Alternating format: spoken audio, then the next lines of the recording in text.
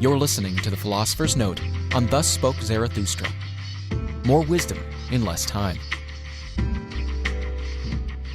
Hi, this is Brian welcoming you to the Philosopher's Notes on Thus Spoke Zarathustra, a book for all and none by Friedrich Nietzsche. We'll start with a quote from Nietzsche.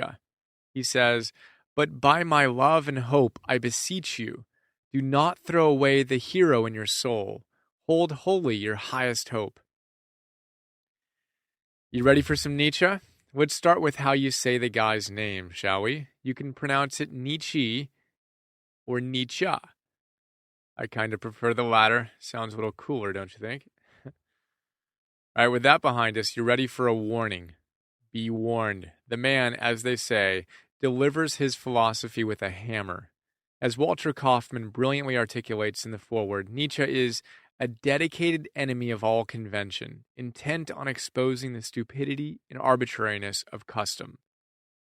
In Thus Spoke Zarathustra, we meet the enlightened hero Zarathustra, who has come down from the mountaintop to deliver a series of scathing rants on everything from his famous proclamation that God is dead to admonitions to forget loving thy neighbor and instead learn to love thy farthest.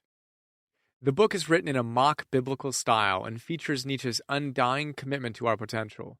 If you're new to Nietzsche and thinking about reading the book, you'll definitely want a quiet space to read, but don't be intimidated. Once you get into it, it flows. For now, let's jump into one of my favorite classics. I think you'll dig the incredible big ideas I mined for us. And I think we should start with the big idea, God is dead. Here's the quote. He says, "But when Zarathustra was alone, he spoke thus to his heart. Could it be possible? This old saint in the forest had not yet heard anything of this, that God is dead." So, we all know that Nietzsche pronounced God dead. But did you know what he was getting at? Nietzsche's philosophy paints the portrait of his ideal man, the Uberman or Overman, an individual who, through self-discipline and his will to power, has overcome his social conditioning and is, in Nietzsche's words, beyond good and evil, and no longer needs God, or anyone else for that matter, to tell him what is moral. Hence, the Overman lives, God is dead. For the record, Nietzsche did leave his possible belief in God open just a bit. Apparently, he would believe only in a God who could dance. And of course, a friend of Nietzsche's stepped in for the final word on the matter. "Nietzsche is dead," said God. All right, the next big idea is seed of hope. Quote, "The time has come for man to set himself a goal. The time has come for man to plant the seed of his highest hope." This is pretty much the theme of the entire book. The time has come for the Overman, for us to overcome our fears, our conditioning, our blah, and plant the seed of our highest hope. That passage is followed by the fact that we must still have some chaos in us if we want to give birth to that dancing star. He says, one must still have chaos in oneself to be able to give birth to a dancing star. Isn't that image beautiful? Do you feel that chaos within? Here's a switch. Let's embrace it. Let's not fight it. Deep breath in and exhale. Relax into it a bit. Smile. Know you're growing and that it's this chaos that gives birth to our dancing star. Oh yeah, definitely dance. All right. The next big idea is I am who I must be. Nietzsche says, "Call me whatever you like. I am who I must be." Reminds me of Walt Whitman's genius statement, "Do I contradict myself? Very well then, I contradict myself. I am large. I contain multitudes." Or how about 50 cents? Yes, that 50 Cent. He says, "Like it or love it, I am who I am." Like it or love it, I am who I am. That's genius. Do you have the courage to stand up and say to the world, "Call me whatever you like. I am who I must be"? Good. I had a feeling you did. Which leads us to our next big idea, virtues and mistakes. Nietzsche says, they punish you for all your virtues. They forgive you entirely your mistakes. It's a very powerful statement. And it's echoed by the frightening truth of Schopenhauer, who says, "There is no vice of which a man can be guilty, no meanness, no shabbiness, no unkindness, which excited so much indignation among his contemporaries, friends, and neighbors as his success. This is the one unpardonable crime which reason cannot defend, nor can humility mitigate." What can I say here other than what those guys said? Nietzsche and Schopenhauer are obviously making bold statements. Look into them and see if you can find some truth. Have you ever noticed how much easier it is to snip at someone's faults than to admire their successes? The fact is, we must become independent of the good or bad opinion of others if we have any chance of progressing very far on our path. It was Deepak Chopra who first introduced me to a mantra I have repeated probably tens of thousands of times. He says, "I am totally independent of the good or bad opinion of others. I am totally independent of the good or bad opinion of others. I am totally independent of the good or bad opinion of others. I am totally independent of the good or bad opinion of others. I am totally independent of the good or bad opinion of others." Say that a few thousand times and steel yourself from being dependent on the opinion of others. Do what your soul commands you to do and leave it at that. All right, next big idea. How's your will? Quote, "Will. That is the name of the liberator and the joy bringer."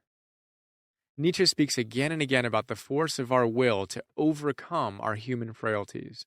So how's your willpower? Can you command yourself and then obey? Nietzsche says, "He who cannot command himself should obey." And many can command themselves, but much is lacking before they can obey themselves. All right, here's another one of my favorites. It's called Flying and Looking Up. Nietzsche says, "The higher you ascend, the smaller you appear to the eye of envy. But most of all, they hate those who fly." Ah, Nietzsche, never one to mince words. Ayn Rand likes to say that it's easier for people to look down. It hurts their necks to look up. Guess what? The higher you ascend, the smaller you will appear to those who have chosen, yes, it's a choice, to not fly. You hurt their neck when they must look up to see you, and they hate that. This, of course, is not what is said. Rather, you're just ridiculed and made to feel foolish. Anything to let them look down rather than up. Another note, one of my friends and favorite modern philosophers, Yasuhiko Genku Kimura, wrote an essay describing the difference between envy and jealousy. Powerful stuff. It goes something like this. Imagine that I see someone who has something I want. Now, if I think I could have it myself someday, I'm jealous. I just wish I had it. That's about it. On the other hand, if I see that same thing and I don't think I could ever have it, I'm envious. Now what do? I don't just go on with my day. Nope. If I don't think I can ever have it, I demonize the person for having it. I make it inherently bad. Envy is a frightening thing. If someone sees you flying and they don't think they can fly, they'll tear your wings off and or make you feel bad for even trying. All right, let's lighten up a little bit and move on to the next big idea. Nietzsche says, "I would believe only in a God that knows how to dance." I love that. If you're feeling stressed, please stop, turn on some music, get up, and dance. Thank you. Now, how are you feeling? A little bit like God? Very good. All right, moving on. The next big idea is your worst enemy. Nietzsche says, "But the worst enemy you can encounter will always be you, yourself. You lie in wait for yourself in caves and woods." How true is that? The Buddha said the same thing. He said, "More than those who hate you, more than all your enemies, an undisciplined mind does greater harm." Are you working on that little chatterbox of an internal dialogue you've got in that head of yours? Good. And moving to the next big idea, your own flame. Nietzsche says, "You must wish to consume yourself in your own flame. How could you wish to become new unless you had first become ashes?" Wow. Well, you want to become new? How do you expect to do that if you aren't willing to light a match and torch your old self? All this talk about fires and growth reminds me of one of my favorite thoughts from Joseph Campbell. He says, Sri Ramakrishna said, Do not seek illumination unless you seek it as a man whose hair is on fire seeks a pond. I love that. Imagine me lighting a match and handing it to you right now. And then I'll point to the pond as you run there with your hair on fire. All right, the next big idea is lies. Whoever does not believe himself always lies, says Nietzsche. That's a powerful statement. So my question for you, do you believe yourself? Or are you living someone else's truth? Beware. If you believe Nietzsche, and I certainly do in this case, then if you do not believe yourself, you always lie. Be in integrity. Know your truth and live it.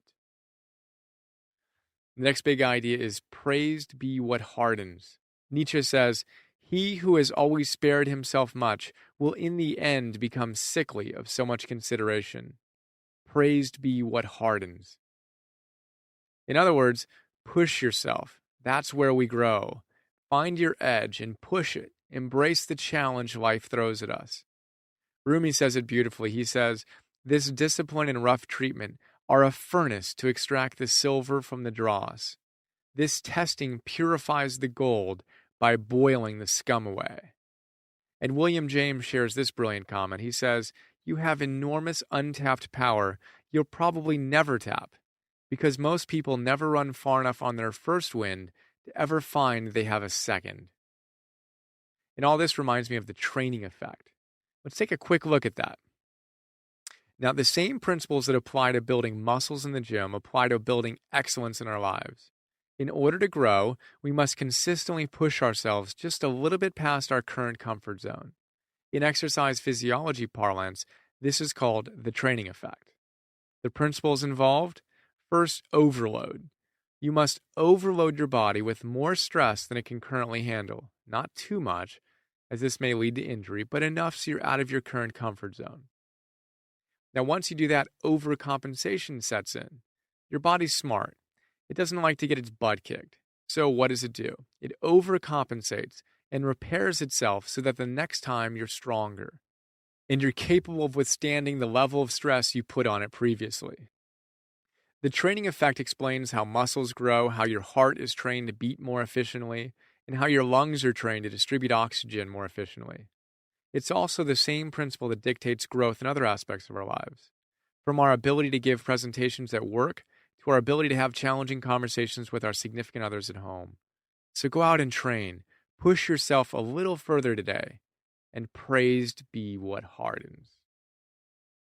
All right, the next big idea is depth and height. Nietzsche says, whence come the highest mountains, I once asked? Then I learned that they came out of the sea. The evidence is written in their rocks and in the walls of their peaks. It is out of the deepest depth that the highest must come to its height. I love that. And I like to look at it in two different ways. First, Nietzsche's talking about suffering here. It's out of our greatest suffering that our greatness rises. Look at a Lincoln or an Oprah. It's out of our deepest suffering that our greatness rises. I also like to think of the foundation from which a skyscraper is built. You've probably heard the truism that if you want to see how tall a building is going to be, you need to look at how deeply they're digging the foundation. You want a 2-story house? No big deal. Don't need to dig too deep. Don't need to spend too much time or energy on the foundation. But if you want a 200-story building, totally different story. Your foundation is perhaps your most important work, and you'd better dig deep. How about you? Are you willing to go deep? All right, the next thought is called domesticated animals. Nietzsche says, they have turned the wolf into a dog, and man himself into the man's best domesticated animal. Another one of those, how do you really feel there, Fred? That's strong. Society does one heck of a job of conditioning us, doesn't it? Nietzsche railed against this. He refused to be domesticated. How about you? Are you merrily plodding along, getting pats on your back and stroked behind your ear when you behave well? Any possibility you might need to change that just a bit? All right, the next one is mediocrity and moderation. Nietzsche says, that, however, is mediocrity, though it be called moderation. I love that. One of my closest friends and deepest inspirations likes to say, everything in moderation, including moderation. How's your moderation? Do you need to use it in moderation? Yes, of course, there's a middle path, and we need to walk it. But you know what? You only find that by testing the extremes. Mediocrity? That's not our destiny. Time to push some edges. You asked for my opinion. All right, the next one is love thy farthest. Nietzsche says, higher than love of thy neighbor is love of the farthest and the future. My brothers, love of the neighbor I do not recommend to you. I recommend to you love of the farthest. And you didn't think Nietzsche was full of love? Quite the contrary. Now, love thy neighbor as thyself is obviously a wonderful ideal. However, there are at least two primary issues with that. One, it presupposes we love ourselves. Tragically, for the most part, we don't. And we pretty much hate others as we hate ourselves way too often. No? And two, as Nietzsche suggests, why our neighbor and not the farthest? We get in a lot of trouble when all we care to love are those closest to us. I echo Nietzsche's recommendation. I recommend to you love of the farthest. And we'll move to the next one, beyond good and evil. Nietzsche says, he, however, has discovered himself who says, this is my good and evil. With that, he has reduced to silence the mole and dwarf who say, good for all, evil for all. Beyond Good and Evil. It's the title of another great book by Nietzsche. The theme, we do not need a priest or others to tell us what is good and evil. We need to discover it for ourselves. When we touch the eternal and internal truths of our own deep knowing, we don't need a mole or a dwarf or a priest to tell us what is good and what is evil. We say with force, this is my good and evil. That's what Nietzsche would like us to do in any case. Maslow, in his brilliant description of the self-actualizing individual, described the ethics of a self-actualizing individual this way. He says, they do right and do not do wrong. Needless to say, their notions of right and wrong and of good and evil are often not the conventional ones. So what is your good? What is your evil? Are you sure they're yours, or did you kind of get them like hand-me-downs that don't really fit that well anymore? And actually never did. Which leads us to our second to last big idea in this note. Nietzsche says, this is my way. Where is yours? Thus I answered those who asked me, the way. For the way, that does not exist. That's hot. I love, love, love that. What is your way? My way will not work for you. You must discover your own truth for it to have any real impact on your life. There is no the way. So what is your way? And finally, one of my favorite thoughts from Nietzsche, he says, this is the manner of noble souls. They do not want to have anything for nothing, least of all life. Whoever is of the mob wants to live for nothing. We others, however, to whom life gave itself, we always think about what we might best give in return. One should not wish to enjoy where one does not give joy. I absolutely love that. Imagine a life in which we seek to give joy, a life in which we enter relationships to give joy, a life in which we work to give joy. Can you even imagine how much we would enjoy that? Stunning. Well, that was a quick look at Nietzsche's Thus Spoke Zarathustra, and I hope that you join me in giving full expression to the highest within us. And give joy, give joy, give joy, and enjoy life as fully as we possibly can. All right, here's a little bit about Nietzsche from Wikipedia where you can learn more. The quick bio is Friedrich Wilhelm Nietzsche was born on October 15th, 1844, and died on August 25th, 1900. He was a 19th century German philosopher who railed against tradition and delivered his philosophy with a hammer. So, in addition to Thus Spoke Zarathustra, a couple other books you may want to check out. The Antichrist, for a scathing essay comparing Hindu and Buddhist thought versus Judeo-Christian thought, and Beyond Good and Evil. Both of those are filled with goodness. And you can check out Wikipedia for more on Nietzsche. And if you like this note, you'll probably like Abraham Maslow's Self-Actualizing Individual. You dig Ralph Waldo Emerson and Ken Wilber and Rumi and many, many others. Actually, check out Overachievement as well. I think you'll dig that one. All right, well, let's take a quick look at the quotes, and then we will be off. The first quote is a simple one from Nietzsche. He says, "Become who you are." And then Da Vinci says, "One can have no smaller or greater mastery than mastery of oneself." And Rumi echoes that wisdom with, "The lion who breaks the enemy's ranks is a minor hero compared to the lion who overcomes himself." Another simple quote from Nietzsche, he says, "I must perfect myself." And he says, "I overcame myself, the sufferer. I carried my own ashes to the mountains. I invented a brighter flame for myself." And it is out of the deepest depth that the highest must come to its height. And he says, "Whoever must be a creator in good and evil, verily, he must first be an annihilator and break values. But whoever would become light and a bird must love himself. Thus I teach. One must learn to love oneself with a wholesome and healthy love, so that one can bear to be with oneself and need not roam." And he says, "Break, break, you lovers of knowledge, the old tablets."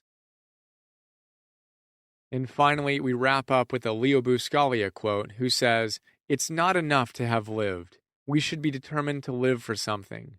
May I suggest that it be creating joy for others, sharing what we have for the betterment of personkind, bringing hope to the lost and love to the lonely." That's brilliant.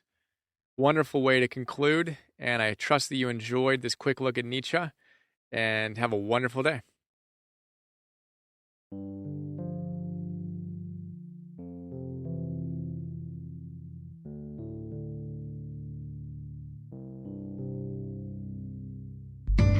We hope you enjoyed this Philosopher's Note.